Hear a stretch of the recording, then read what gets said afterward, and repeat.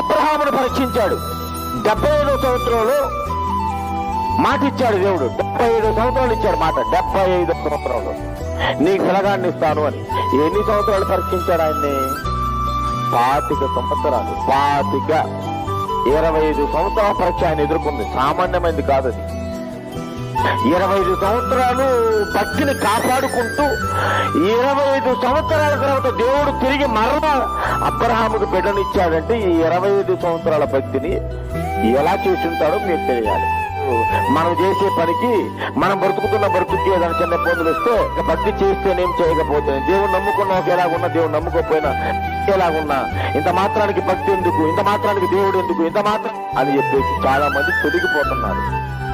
దేవుడు మనం ఇస్తున్నాడు, మేము పరీక్షలో ఉన్నాము అనే సంగతి వాళ్ళకి అర్థం కాక తమకున్నటువంటి విశ్వాసాన్ని ఏం చేస్తున్నారంటే కోల్పోతున్నారు.